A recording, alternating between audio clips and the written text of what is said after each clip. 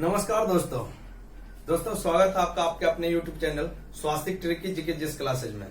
दोस्तों आज हम लोग एक बहुत ही खूबसूरत ट्रिक पढ़ने जा रहे हैं।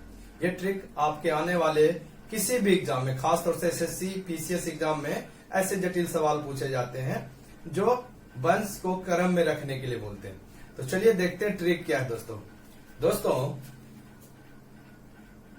दिल्ली सल्तनत का कर्मिक वंश कभी कभी एग्जाम में पूछ देता है दोस्तों कि दिल्ली सल्तनत के कर्मिक वंश को क्रम में सजा है। तो इसका एक खूबसूरत ट्रिक है दोस्तों, अगर आप उसे याद कर लेते हैं आसानी से आप इसे एग्जाम में बना पाएंगे बिना किसी कंफ्यूजन के। तो चलिए देखते हैं ट्रिक क्या है। दोस्तों दिल्ली सल्तनत का कर्मिक वंश का सबसे खूबसूरत ट्रिक है गुलाब खिले तो सांस लो। दोस्तों गुलाब खिले तो सांस लो। दोस्तों इसमें गुलाब का अर्थ होगा गुलाम वंश, गुलाब से गुलाम वंश। दूसरा दोस्तों खिले, खिले से खिलजी वंश, सेकेंड वंश है खिलजी वंश। दोस्तों तीसरा है तो से होगा आपका तुगलक वंश, जो कि खिलजी वंश के बाद तुगलक वंश आते हैं दिल्ली सल्तनत में। उसके बाद दोस्तों चौथा वंश है सांस, सांस से सैयद वंश। चौथा सांस है और सांस से होगा आपका सैयद वंश, जो कि तुगलक वंश के बाद सैयद वंश आता है। और अंतिम में लो से होगा दोस्तों लोधी वंश, जो कि दिल्ली सल्तनत का अंतिम वंश है, लोधी वंश। तो चलिए दोस्तों हम लोग देखते हैं दिल्ली सल्तनत के जितने भी वंश हैं उसके संस्थापक और किस वर्ष उसकी स्थापना की गई है। तो दोस्तों दिल्ली सल्तनत की पहली वंश है गुलाम वंश। गुलाम वंश की स्थापना कुतुबुद्दीन ऐबक ने किए थे, कुतुबुद्दीन ऐबक ने 1206 ईस्वी में। अगला वंश है दोस्तों खिलजी वंश। खिलजी वंश की स्थापना जलालुद्दीन खिलजी ने, जलालुद्दीन फिरोज खिलजी ने किया था 1290 ईस्वी में। तीसरा वंश है दोस्तों तुगलक वंश।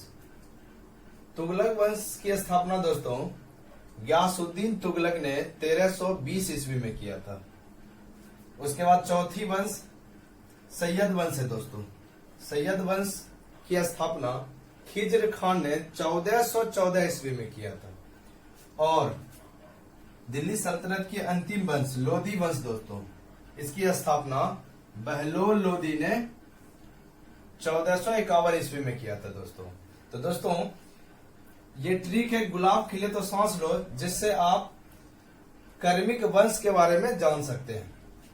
उसके बाद जितने वंश हैं उसके संस्थापक मैंने बता दिया आपको और किस साल उसकी स्थापना हुई।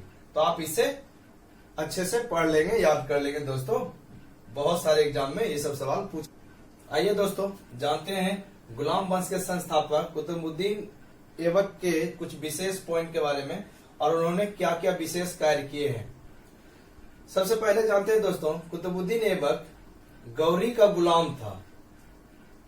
उसके बाद दोस्तों कुतुबुद्दीन ऐबक का राज अभिषेक 24 जून 1206 ईस्वी में हुआ था दोस्तों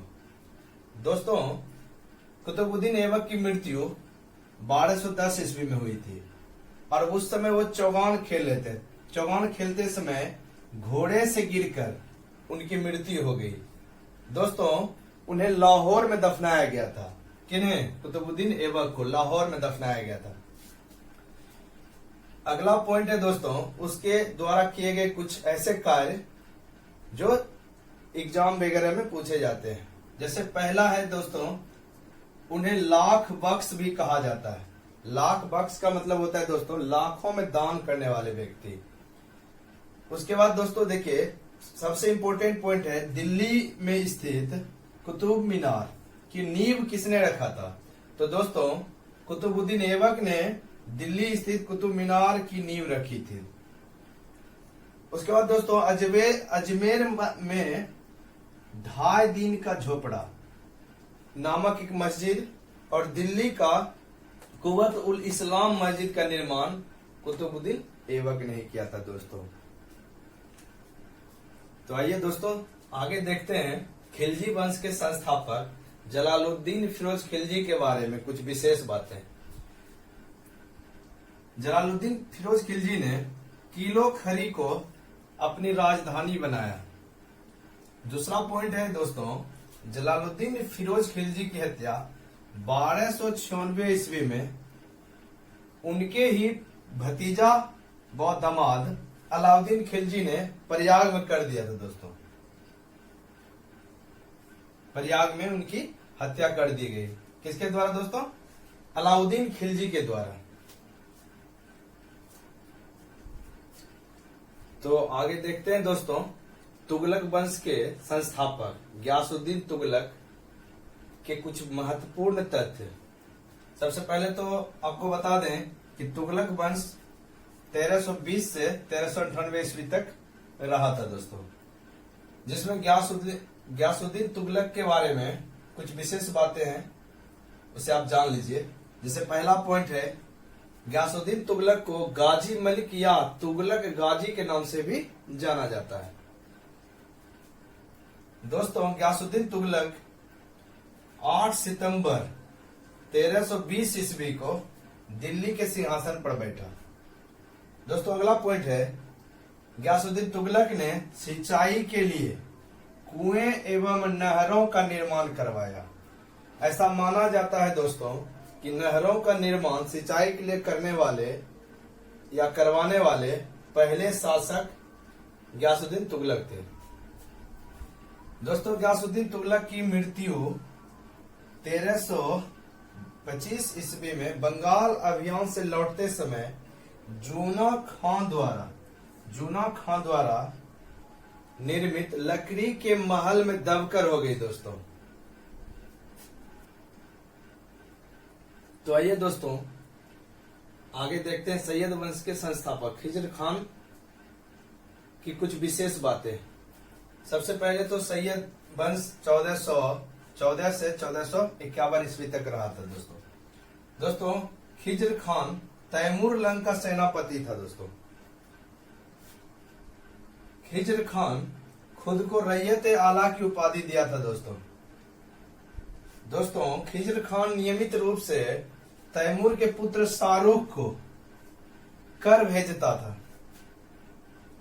दोस्तों, खिज्र खान की मृत्यु 20 मई 1421 ईस्वी को हो गई थी दोस्तों। अब आगे देखते हैं दोस्तों, लोदी वंश के संस्थापक बहलोल लोदी की कुछ विशेष महत्वपूर्ण बातें।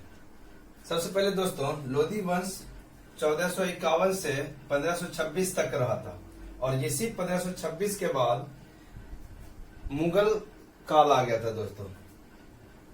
तो दिल्ली सल्तनत का अंतिम वंश कह सकते हैं कि लोदी वंश था।